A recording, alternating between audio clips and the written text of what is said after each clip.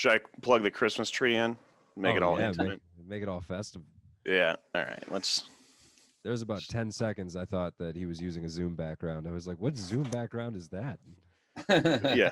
Weird, dirty basement Zoom background. Awkward Christmas tree Zoom background. I wish they had more accurate ones. I feel like they're all like outer space and Aurora Borealis. I'm like, you can't have like musty bedroom as one of them. Yeah. It's I have to do a lot of them with work, and there are people that have like, here's the Star Wars cockpit background, and it's like, he's talking to somebody on Venice Beach, and in turn it's like, I want one that's like Dirty Alley. Yeah. Right. Where it's like, yo man, I'm not gonna be able to get you this stuff in time.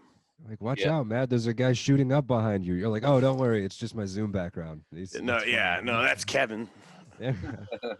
I call him that now. He has a name. All right. Yeah, our guest today is Matt Farkas. Hello. Yeah. King of John Highland Brown, Square. Brandon Peacher's here as well. That's the other voice you hear. Yeah. Yeah. I know Matt from met Matt doing Cheese and Chongs in Highland Square a little over a year ago, probably. What made you start that there, and how long have you been doing that? What made me start that there is a longer story. We'd been doing it since May of, I want to say 17. Okay. So I did it. It'll be coming up on 3 years this May. What made me start was a mix of things. I was going to school.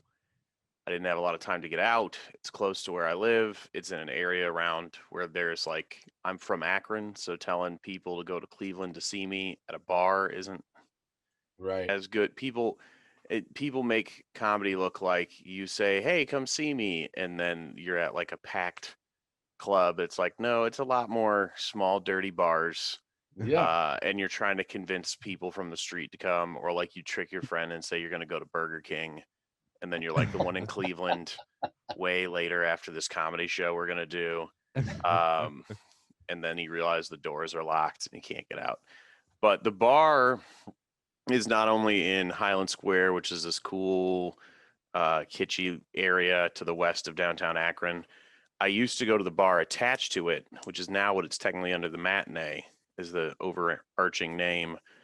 So much that when I stopped going one week, I got a Facebook message from the bartender, and he asked if everything was okay, and I had never actually talked to him. Wow. And I was like, how did you find my name? And he was like, you hand me your name in the form of a debit card every day, and you have for 2 years. So I was like, oh, yeah, like you do have all my information. It's like I actually have the number written down too. But yeah. So when they started moving stuff around, we got the option for a stage. They were like, yeah, let's do this. Like, let's do a comedy room. And it was doing well until this weird thing happened. Yeah, I think, the weird thing. This odd thing just happened out of nowhere. I think New Year's Eve at Cheese and Chongs is one of the best nights I've had doing comedy. That was a fun night. It was a weird one because people showed up. Yeah, Matinee was always one of my favorite bars as well. I've had some of the best nights of my life in that bar. And it's a shit bar, so it's it's a wonderful bar, I think. No, personally. I mean it's a dive bar though. It's not. It's it's not. You're not showing up there for a $15 cocktail, right? Yeah, with some lobster tails as your appetizer. No, it's not that kind of bar. You're going to the bathroom, trying not to touch the walls. That's yeah. I still haven't figured out. Not just Cheese and Chongs. Every bar comedy's done in. Why is there always pee all over the floor? And it's like, I've never seen a toilet overflow. It's 7 p.m., so you're not that drunk, I hope. And it's like, is there just like a bucket of liquid that they put everywhere, and they're like, no one will pee on the floor if they think it's already saturated in pee? There might be decoy pee. Yeah, there might be, or it might just be. Yeah, there might be, or it might just be Ray Highclack. I think, I don't know. He's a wizard. Okay. I don't know. He's been mentioned on the podcast the past couple weeks. So Just gotta tag him. yeah. Yeah.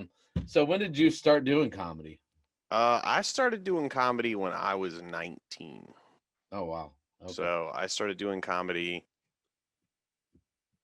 about 12 years ago. And from there, 12. I did the math wrong on that. 14 years ago. Cool. God So damn.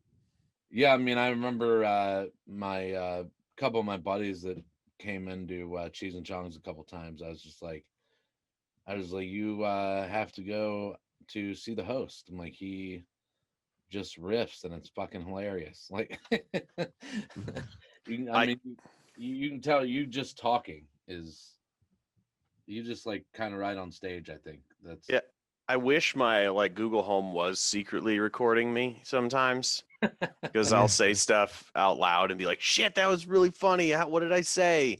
And it's like, how did I say the words? And I wish I was like, "Government, play that back." Like, right. can you mail that to me somehow? But they don't.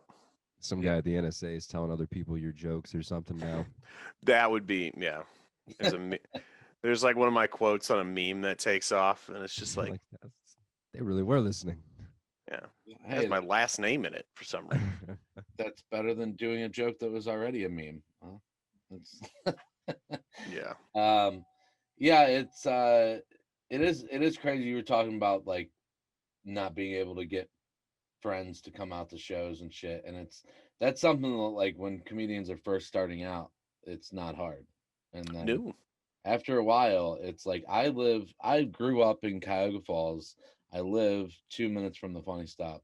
I'm at the Funny Stop probably 3 nights a week, and I can't get anybody to come see me. I mean, Yeah, you either have to make like a once every 3-year gala event out of it, because even if you somehow get on a big ticket name, people will be like, "I already saw you in April," and you're like, "It's March."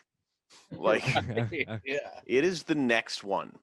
that's And they're like like, I just don't, because I know what you're going to say. And then on a rare chance they see you and they're like, oh, you're really funny. Like, you really improved. And it's like, it's just new stuff. yeah, it's like all my buddies, have came to see me. It was like at the very beginning, and I'm like, no, like, I know you didn't think I was good. I'm better now. Like Yeah. you improve over over the years. But Yeah. my brother, who lives in Stowe, I've been doing comedy for a little over a year and a half now, and he still has not come to see me. So My parents once came to a charity event that I did and donated money because I was the headliner. yeah. And then they left before the show started. And they're like, we don't need to see this. Like, we don't need to see you do this. Yeah, This is, God. I it's think like, it's always weird when my parents come. I think my parents will come to Funny Stop a lot of the times, and it's weird because I do jokes that my mom doesn't approve of. yeah. And, I mean, I Yeah. think those are the fun ones. I like to point my parents out after I tell a really uncomfortable joke about them just because they don't want me to do that. That's probably why they don't really see me anymore, but it is what it is. I don't really do jokes about. I try not to do jokes about my family. I honestly just for the first time tried like current girlfriend jokes, and she was in the audience, and I was like, yeah, screw it. Like this, she's a good sport. And then later she's like, I have a rebuttal for the jokes, and she had like a formal argument presentation, and I was like, it's kind of a joke, but she's a good sport about it. But it became this thing. Was yeah. that on Wednesday? The Funny Stop? Yeah. Yeah, that was a fun one. She gave me like a 10-point presentation on how she does know how to use pillows. And I was like, noted. She give you like a diagram or something. There, Like, yeah, there's the appropriate angle. she connected her laptop to the TV and was like, here's a PowerPoint. Graphics were really good though. Like she nailed it. Yeah. Kept me in. There was just a nice balance of like bullet points and pictures. Not a lot. Yeah. She wasn't just reading off the presentation. She had new insight between the bullet points. That's the key. Yeah, I haven't had the experience, mostly because of COVID. I haven't had the experience of dating someone while doing comedy. So that's looking forward to that eventually. I used the Tinder, Yeah. and from there it's just one of those like I just was like, you don't have COVID, do you? Like, no, That's and it's the like best. because if you do, then please don't hang out with me. But if you Yeah. don't, then I'm not trying to be alone right now during this because Yeah, it sucks. It's yeah, I can take detrimental. you on 4 dates, or I can buy 2 bottles of liquor and last 3 days. Yeah, Responsible man. decisions were made. Yeah. I always found comedy to be especially helpful when you're single and dating. You know what I mean? I kind of lucked out in the beginning of that when I was doing Tinder dates and stuff like that. Because, I mean, there's always something to do. And if the girl doesn't find me funny, I'm sure she'll find one of my friends funny. I mean, that can kind of be detrimental to my chances. But hey, I mean, each to their own. Good for them. Yeah. Yeah, everybody always talks shit about people for like serial monogamy, and I'm thinking that sounds like a great idea now because now I know why those people never wanted to be alone. You know? I'll say I'm at an impasse on it just because like I found someone where I'm like, this person's actually cool. They're nice. They're interesting. I like being around them a lot. And then it moved from there. But there were a couple people where they're like, yeah, I'll go out on dates with you. And I'm like, like I do have the option to actually just drink by myself, figure that out. And it's like, I'll take that over a bad date most of the time. Like I would rather get drunk, buy something I didn't need on Amazon, jerk off and fall asleep while binge watching a 90s sitcom that I never started, than have a really bad date that ended with average sex. Yeah. But it's just like That sounds exactly like one of my like many of my nights when I lived in Highland Square. That was only I would usually stick a DiGiorno in the oven and wake up with a blackened pizza. Yep. Because Eurogyro banned me from getting delivery. So After the act, how did that happen? Yeah, what? What how did was that- specifically which was the straw that broke the gyro's back? I think it was the 4th time that I didn't answer the door. Ah, Yeah, I passed out drunk. That was Oh, that's got to be. the I'm one time surprised. when you pay ahead of time, they'll just leave it on the doorstep, which is cool. Mhm. When you wake up, as long as it's cold outside, it's not gonna be spoiled or anything. yeah, outside fridge, Yeah, December through March in Ohio. Great. yeah. And then sometimes I lived on South Portage Path, so sometimes you'd wake up and there'd be a homeless person running away with your pizza, but it was Yeah. all right. They're like deer, you know. Yeah. I got my car stolen by some kids. That was fun. Kids and they're stealing cars and their Grand Theft Auto. It was my fault. I left the keys. I left the spare key in the car because Highland Square. Most of them have the old doors where you have to lock it with a padlock. So I would keep a spare key in my car so I could start my car in the wintertime. And left it in there and walked outside the next morning. My car wasn't there, so I walked to Angel Falls to get a cup of coffee, and then I called the cops. That was Like how you had to get the coffee fix first. I had to get my head straight before. Yeah. I wish I could give like some type of redeeming story to Highland Square, but the last time I was at the matinee, someone got shot in the back. So Really? I At the can't really. matinee? Yeah, well, it was out back. It was like right behind the place. Like That's yeah. That was I mean, probably great. I like how you're like, well, that's a different territory altogether. That's Like, an inside 18. incident, most likely. Yeah, Yeah. the cops started. No, like, That was a taking everything. siloed event. Highland Square is my favorite. Yeah, Highland Yeah. Square is my favorite place in Northeast Ohio. But you have to just live in the right part of Highland Square so you don't get your shit stolen. But the record store is awesome. It's my favorite record store to go to. The coffee place is my favorite coffee place to go to, and I love that I could walk to it. But yeah, the matinee man is a solid dive bar, man. I don't know. I hated when they moved Zubs across the street, and I was like, oh, Matinee's still here, so who gives a shit? Yep. Zubs used to be on the other side. That's Yeah. where Chong's used to be. Right. Oh, okay. Yeah. Man, I Yeah. never knew that. I don't see Highland Square's weird, and this is just my perspective, because it's not that bad, but there's a lot of seepage from bad around it. So you just Yeah. have to be a little bit on your toes. Like you got to pay attention to like weird little things.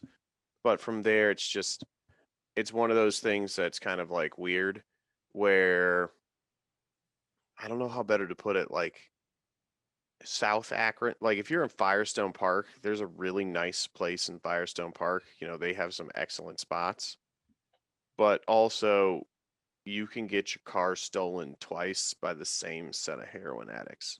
That's Oh, like Yeah. that's like Firestone Park in a nutshell. Yeah, and Highland Square, like right about I don't know, about a mile down Market Street, St. V, across from St. V. I used to live off of Crosby, and that's like a different world over there. Yeah. We'd have hookers walking down our street every night. Like it's crazy. You would be astonished how many hookers are within a mile radius of Highland Square if you go in the wrong direction, and they will rob you, Yeah. Oh, or man. whoever they're with will rob you. Yeah, and usually when you live in that part of Akron, you have some type of drug addict roommate that steals money from you, and then you end up moving out. That's what Science. yeah. That's what it is. But yeah, so you are you just gonna wait for the numbers to go down basically to start back up? Yeah, I'm waiting for numbers to go down. There's a mix on a scientific range. Colder air particles go farther. Right. Yeah. Nature of that. To me, it's just like we're in a weird storm. Like retail is surging right now. So though it's not quite like used, retail really hasn't slowed down. People are still going out and shopping and Yeah. kind of like, I'm going to do my holiday stuff how I do my holiday stuff. And it's like, yeah, but could you not get 10 of your friends to meet you at the mall and go around for 4 hours and then disperse everywhere? And it's just kind of waiting for the general thing to come down. Yeah. I mean, yeah, we're in my family. We're doing immediate family only, and then we're gonna get together with my brother's families just to open gifts, and we'll all be wearing masks and shit. Because my dad's got COPD. My brother's on Humira for his Crohn's disease, so he's got a lower immune system. So it's yeah, we're being super careful, and I'm only basically going to Funny Stop now because I know I can wear my mask and stay away from people there. So Yeah, and that's a really good establishment for it right now. They're doing a really good job of protocol and safety and distance, and they're monitoring it well, and they're on top of things, and they have a lot of sanitation stuff. And that's where like I thankfully have only been in one spot where someone kind of was like, "Oh, like I can't hear you with your mask on." And they kept telling me to take my mask off, and I was like, "I'm the only one in here with a mask on. I'm not going to take it off, you lunatics." And Yeah. it wasn't a comedy show, thankfully. But I remember just being like, oh, this place does really good work. It's just kind of stressful that everyone has a medical condition and no one can hear me with my mask on. And it's like, yeah, man, I'll shout in an auditorium with no microphone and everyone from front to back can hear me. Like, I know I can project. You can hear me. You're just angry that Trump lost. Yeah. yeah, what really changed my handling of it is that I had a couple Wednesdays ago, I had a show that I was supposed to host for Ray DeVito at the Hermit Club in Cleveland, and it got canceled, and we ended up doing a show with Ray. Me and Carter Doherty ended up doing a show with Ray at this little bar in Strongsville called the Strongsville Cafe, Mm-hmm. and nobody in there was wearing masks, and it was a fun show, but I felt super uncomfortable the whole time, like just, and I'm like, I've got to stop taking risks like this. So I was like, I'm only doing Funny Stop until the shit dies down. That's It's awkward because you're at that point you find yourself in a position where you're in a place that the only authority figure does not care. And right now it's like, not to sound overprotective of things or make a ridiculous hyperbolic argument, but it's just, it'd be like going to a bar when everything was normal, but everyone is open carrying a weapon and drinking like a lot. And it's like, yeah, there's a statistical chance nothing's going to happen. If everyone here is cool, nothing's going to happen. If anything goes wrong, though, everyone in this room could get seriously injured or die. Yeah. It's Yeah, not all that different. Yeah, and I don't know, man. It's crazy. It's hard to like. I would go to Hilarities, but they don't know me there yet, so I don't get in free. So not doing that. Because I heard they got like a new HVAC system, like one of those HVAC systems that filters out bad air and pumps in clean air. Yeah, They got all the plexiglass and stuff too. Well, and that's also stuff that I hate to say it, but now we should realistically look at putting that shit in buildings, or God forbid the government's like, hey, you're a restaurant, I'm going to put this fan with a HEPA filter on it in your vending system, and all you owe me is, the taxes on what the purchase would have been. I'll cover the cost. Give me $700 for this $3,000 system, and we're good. But yeah, that's a good idea. Going from what I don't know, 30 years ago, and asbestos being in the air vents to now, yeah, having clean air. Yeah, it sounds good to me. Probably not a bad instead move. of being like, Amazon, you can just build this building all over my chest. It's free. There's no taxes.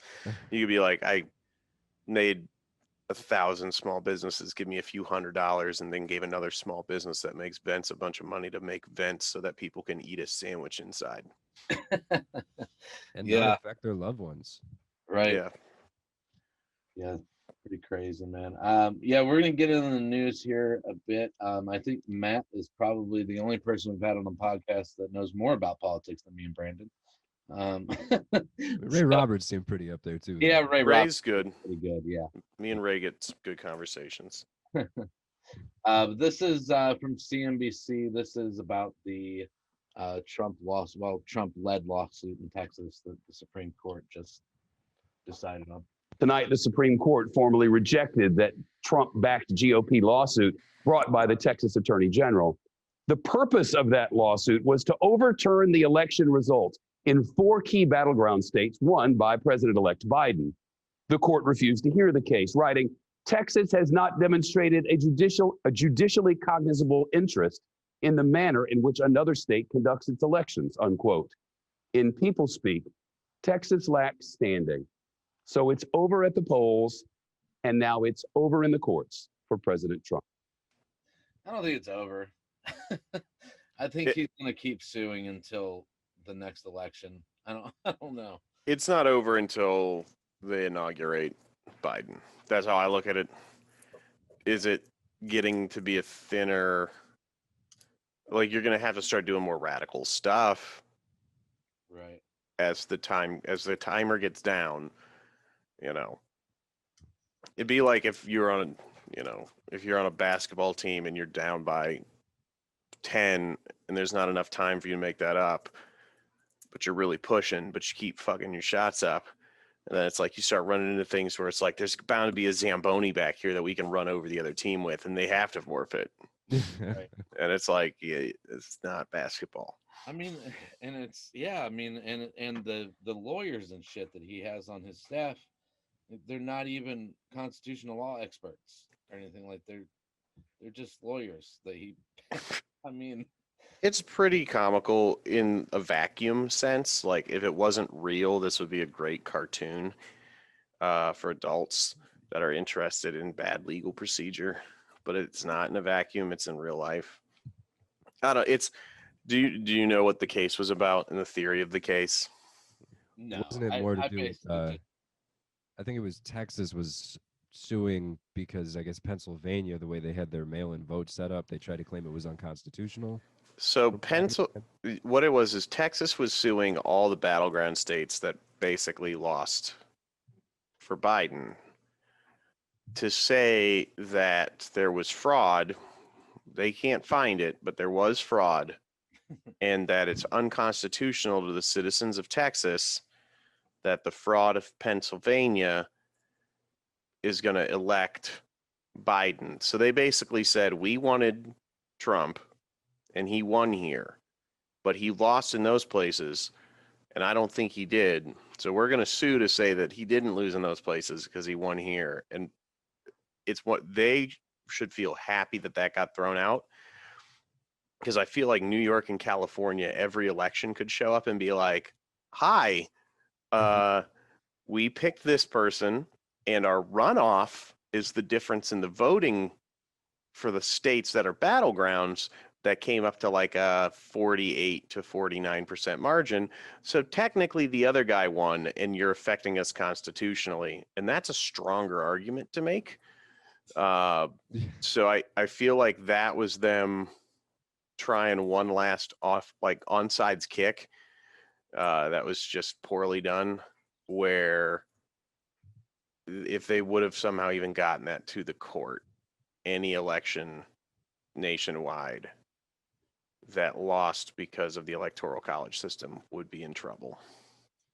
Yeah, and I actually did know all of that, but I assumed what I heard was just a summary. I thought there was more to it.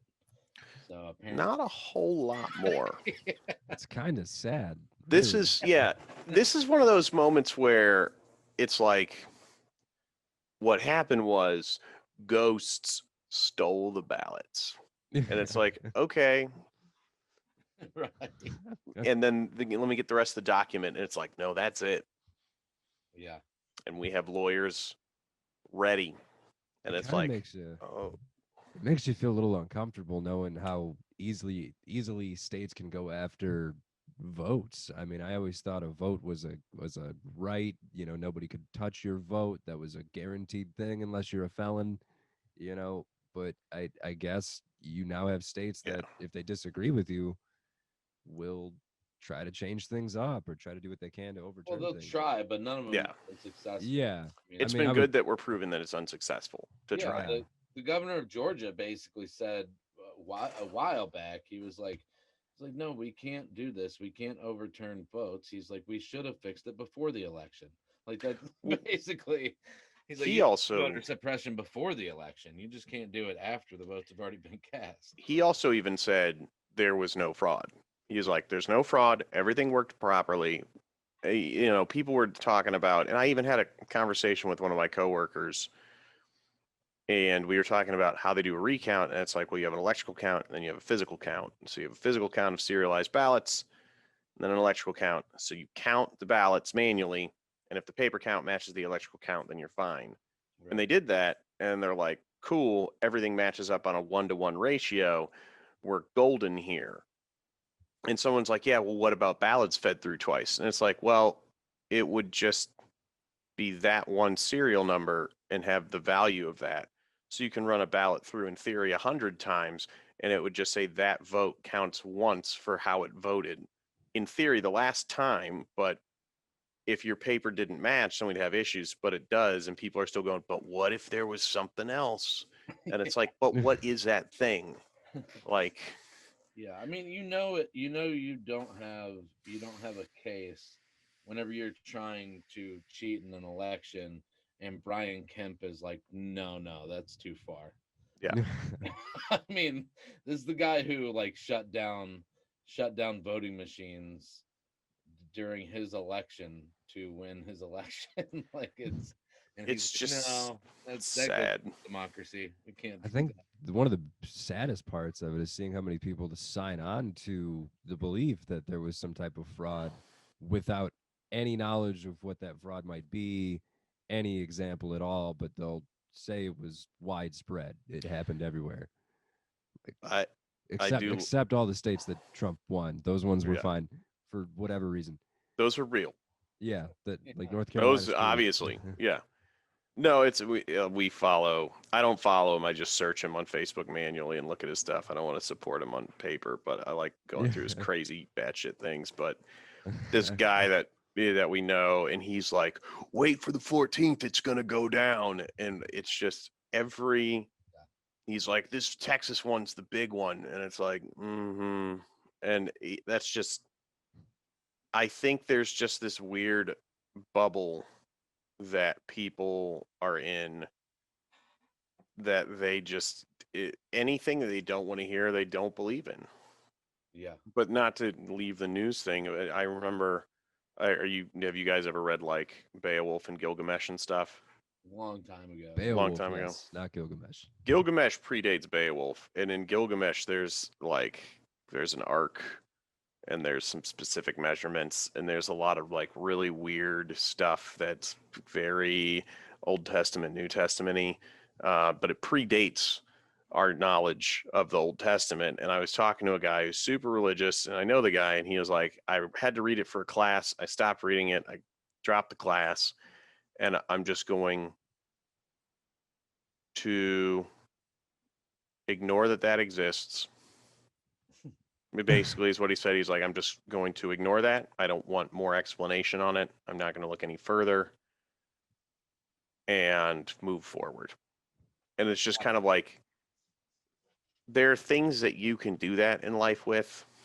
Yeah. You know, if your best friend was like, oh, I think I did something terrible, like, you can be like, yeah, I'm just going to act like I didn't hear that, and we're going to move forward. But if your core belief is based around that happening or not happening, it's dangerous. And I think that's what's happening a lot, is I think people's core beliefs in like QAnon are saying that this is how it's going to play out. And it's like, it's not. And they're like, well, it's gotta. I mean, that's what I was gonna say, is just that, I mean, you have people that don't believe anything on the news establishments that they have trusted and their parents have trusted their entire lives, but they trust some random person on Twitter who they don't even know who it is, or not Twitter, it was like, what was it, 8chan or something. They believe some random person that they don't even know like who it is. I mean, it's insane, because it goes to what they want to believe. But that's the same as, look at Bill Barr. Like, Bill Barr and the Department of Justice said that there wasn't fraud. Before that, everything he said was like red meat. Oh yeah. You know, super feeding the flames of what the fire they wanted to burn was. And then in one fell swoop, he's like, actually, I think that this is what happened. Like, what happened is what happened. And everyone's like, he's a coward. They compromised him. They got to him. He's from now on, he's full of shit. And it's like, well, what about all the other stuff he said that was kind of full of shit? And it's like, all that's accurate. Yeah.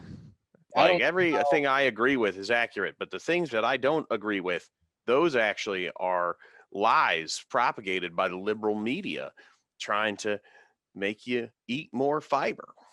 Yeah. Yeah, I don't know how Matt did this, but he kind of segued into our next clip. So this is from Fox News Indianapolis.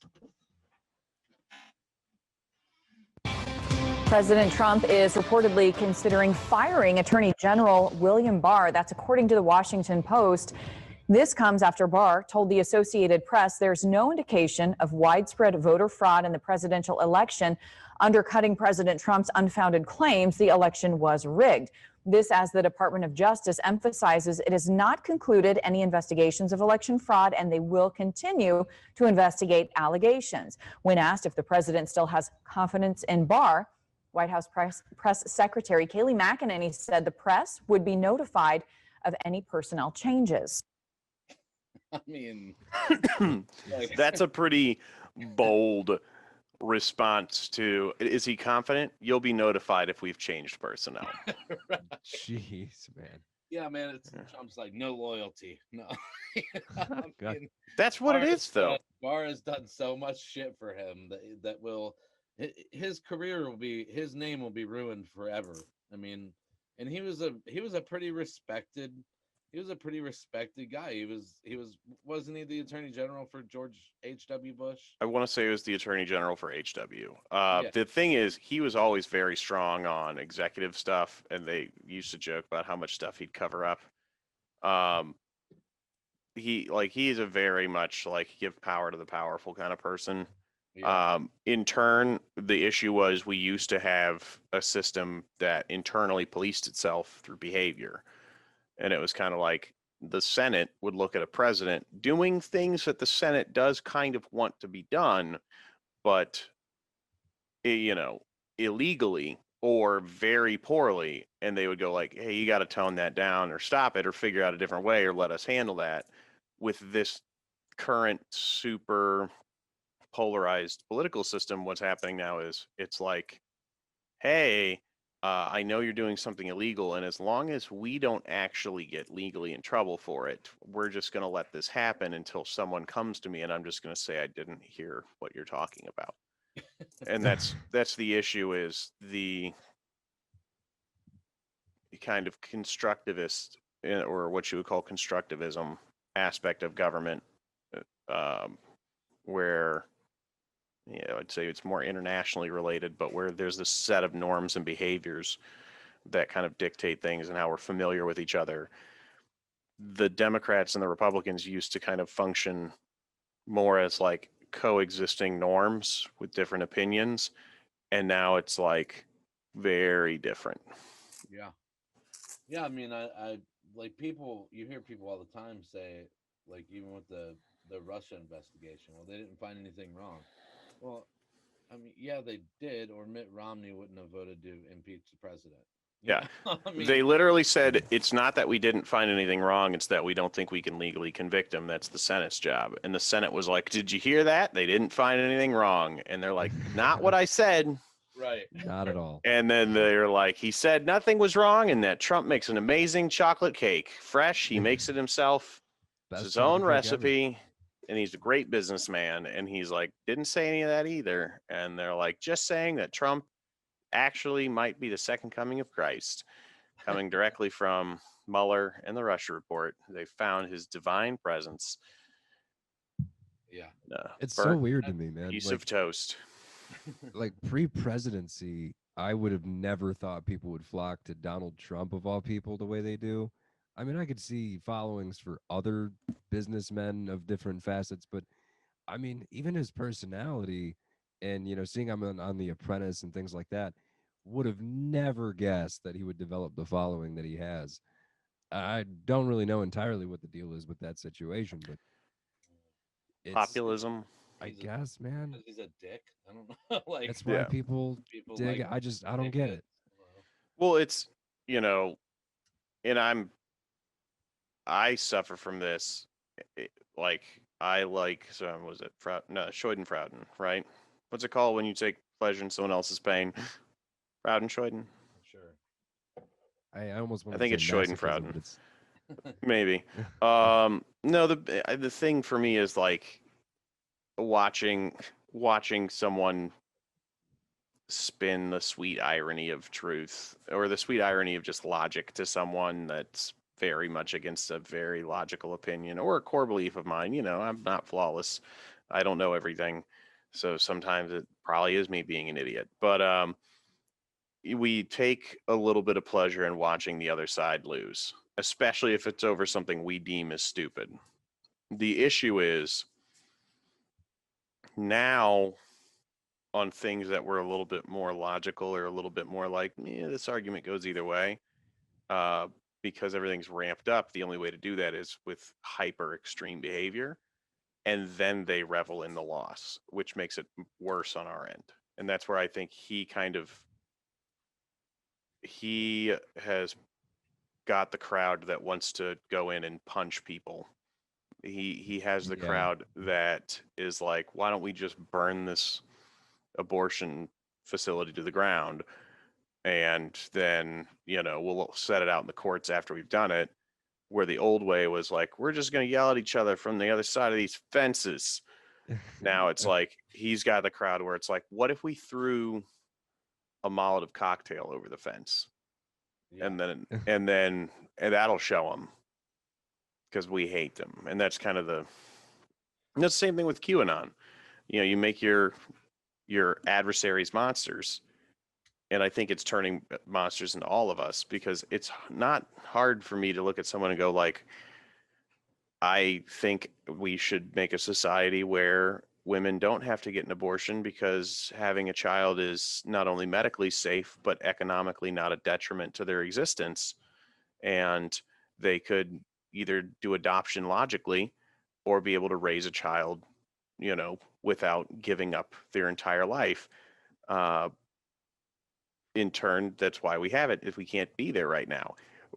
The opposite argument from them now is that I might be an interdimensional demon that's having sex with and murdering and eating children for adrenochrome so that I can keep this beautiful, stretchy skin. And that's like, I don't have an argument against that. I mean, if you were, it would do wonders for our ratings. I think we would get. Yeah, if I just.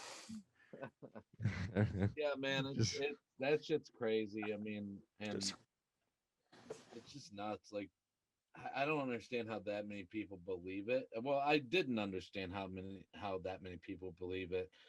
But then, like, since I've been kind of staying at home and had nothing to do, just like watching social media feeds, I completely understand how people believe it, because people are fucking idiots. I mean, it's ridiculous. Like, the majority of people I went to high school with, number one, probably don't listen to this podcast because they hate liberal politics, and two, they're fucking morons. I mean, it's so shocking to me, like, these people that, like, I thought were okay people are just like crazy and terrible people. I mean, it's just it's nuts. And this is a weird one for me, is all of the very articulate, intelligent people that I know that are more on the conservative side that continue to vote for Trump said, look, he's propelling the market.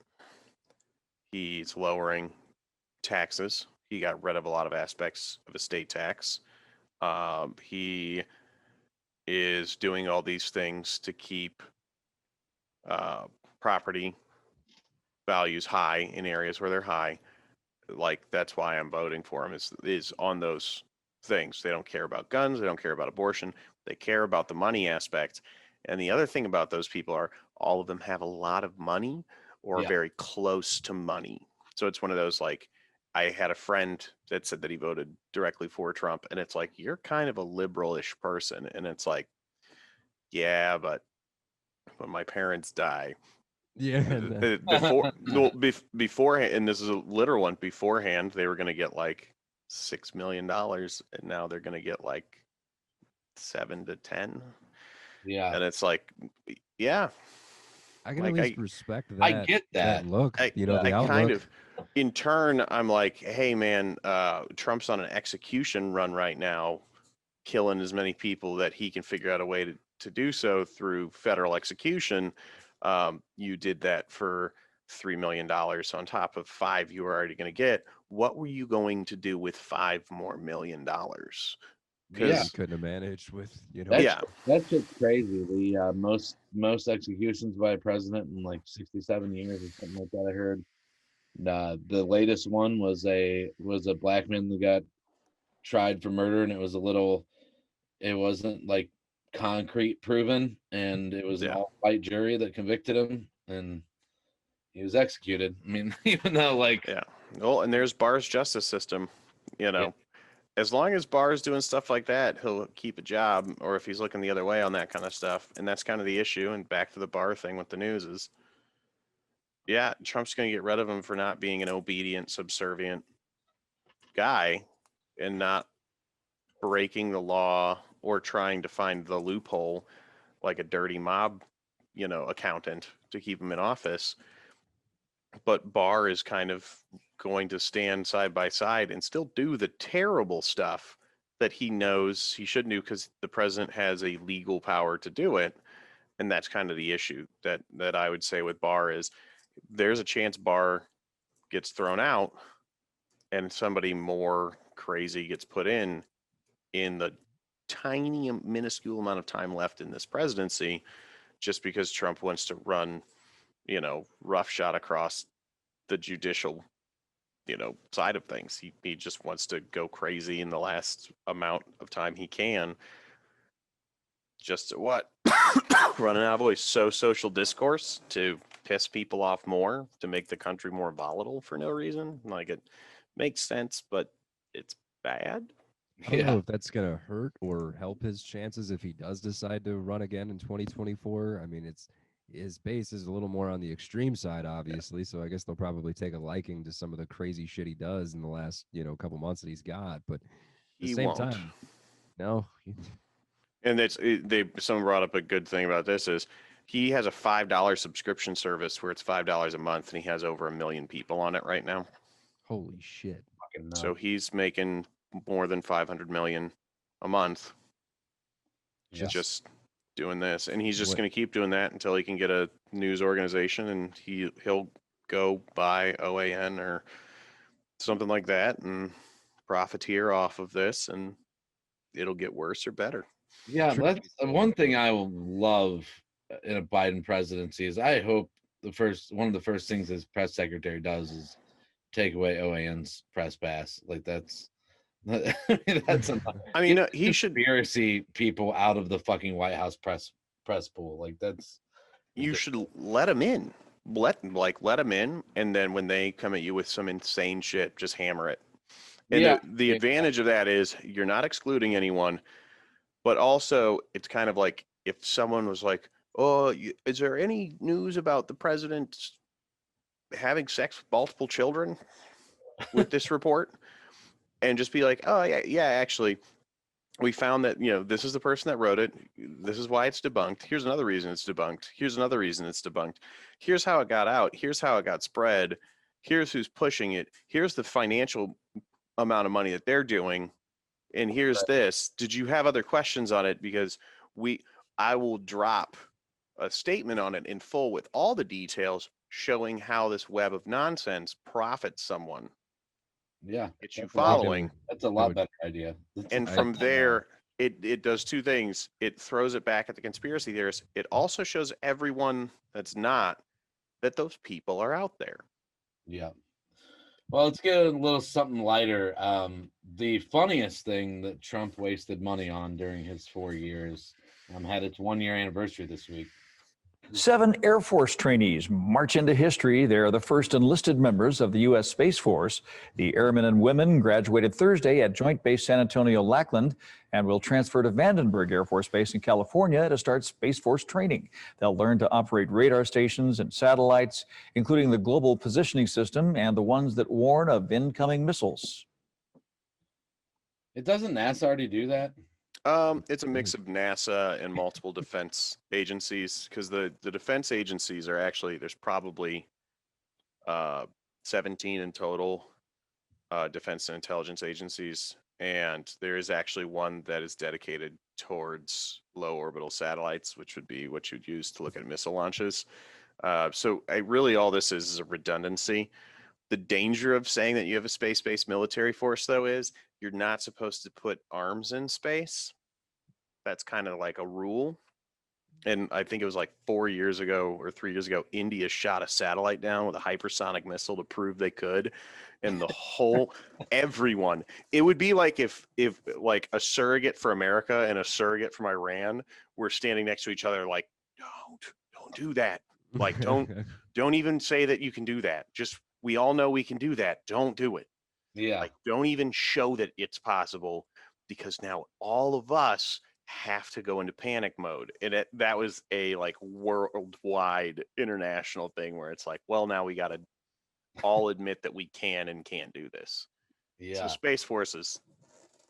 It really doesn't seem like a lot of the other countries are taking it very seriously, though. At least not. I don't think our government is taking it seriously. I think No. our government is doing it to amuse Trump. I think I'm a Probably. lieutenant in the Space Force, technically. Yeah. I can go into the paperwork, but I have a diploma that I made on Photoshop, and it has an eagle with a space helmet on. It says, yeah. I mean, it sounds badass. But Space Lieutenant Farkas. Oh man, but yeah, and the Steve Carell show wasn't bad. It was pretty decent. Fred Willard's part in it was my favorite. Yeah.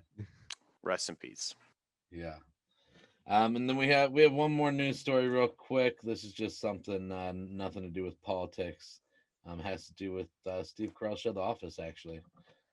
from the same news in Indianapolis. One of the stars of The Office is looking for a big payday after a huge year on the celebrity shout-out app Cameo. Brian Baumgartner, who played Kevin Malone on the sitcom, is set to earn more than $1 million for making videos. Baumgartner leads all celebs for the most revenue on the platform in 2020. Some of the most expensive bookings on that platform include reality TV star Caitlyn Jenner and former Friends actor Matthew Perry. A video from Jenner will set you back $2,500. A shout out from Perry goes for a fee of $999.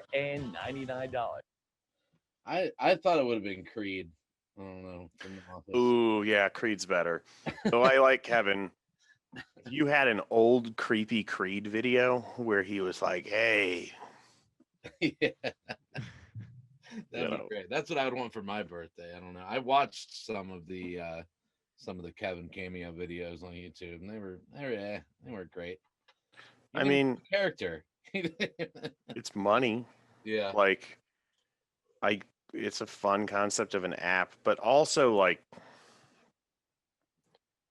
how much do you think other cast members made on full bookings? Right. Like, Kevin made a whole lot of money, which is great. He's a funny guy. He's a great actor, and that's awesome that he could do that. And it's like, I'm pretty sure there's a couple OnlyFans sites that probably passed him, and that there's some just other people on the show. Like Carell probably had miscellaneous parts. Like the Netflix thing probably paid more than $1 million. So like, it's weird how they word that, where it's like he's the most successful on the app where you can rent celebrities to make a cameo in something. And it's like, yeah, everybody's got to be the best at something, I guess. yeah. Steve Carell probably made a lot of money off of that Jon Stewart movie too. That was a pretty decent movie. didn't see it yet. Should see it. No, me either. That's pretty good. It's a good representation of the craziness of money in politics. It's really good. Yeah. Yeah, we're gonna wrap up here and get into Matt's comedian that he gave me. That's one of the ones that inspired him. And I picked, it was Brian Regan, and I picked one of his clips, that like the rare clips that I found that he talks about politics, because I thought it'd be appropriate for the show. This is from 2017 on the Tonight Show. Ooh. All right. Thank you. Thank you. Yeah, that's very nice. Well, there's been some changes in our country since last time I was here. I don't know if anybody saw that blurb in the paper, but I think there's a new president. I don't think I've ever been more afraid to bring up a subject in my life. Even socially, you know, going to barbecues. Are we going to be talking politics, or are we going to be having fun? I just want some brisket. I don't want to be yelled at. I just saw the Hatfields and McCoys peel out. They couldn't take the tension. I don't know why anyone would ever want to be the president anyway, you know? I wouldn't want that job in a million years. Can you imagine being awakened every morning like this? Problems. Yeah. No, I mean, he's elegant. He doesn't curse.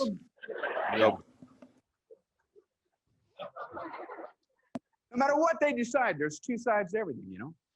There's controversy about whether or not we should put boots on the ground in the Mideast. Some say yes, some say no. I think when you hear that expression, though, boots on the ground, you assume that means soldiers in the boots. I say we drop a bunch of boots on them. Just plane load after plane load. Just keep shoving boots out.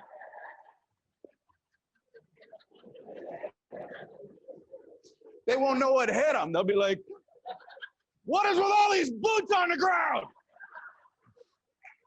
Just keep dropping our best boots till they're up to their neck in them. There's too many boots on the ground. Be absolutely stymied. Problem solved. Speaking of problems, I read this. Apparently, the Israelis and Palestinians are not getting along. What the? What happened? I go on a short vacation. I don't know how they're going to solve their issues. They've tried violence. That hasn't worked. Nothing's worked, you know? But you know what they haven't tried? And I think it's worth a shot. They haven't tried a good dad. Because a good dad can solve a problem in 30 seconds. I say we send a good dad over there. What in the hell is going on over here?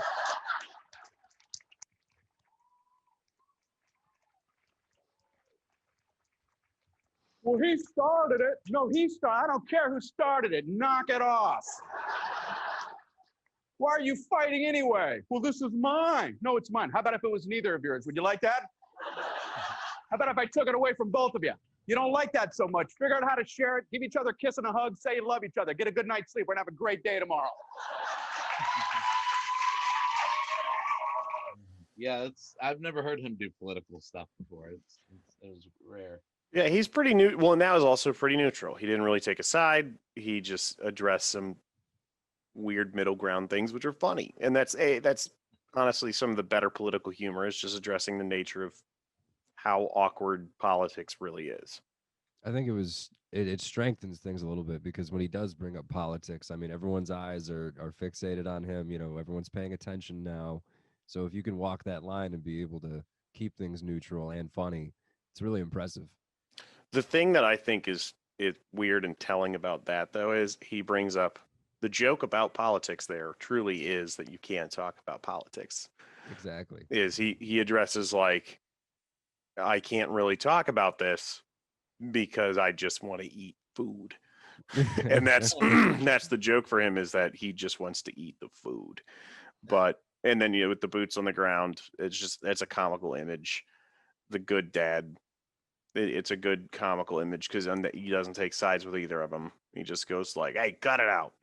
And I think that's one of my joys, and why I always looked up to his comedy, is he always found that straight middle ground, where it's like, this is not going to waver between either side. It is a totally neutral concept that's clean and funny. And, you know, if a kid said that joke in class, he's not going to get expelled. But you go in class and you do Eddie Murphy's Raw, you're probably going to be in trouble.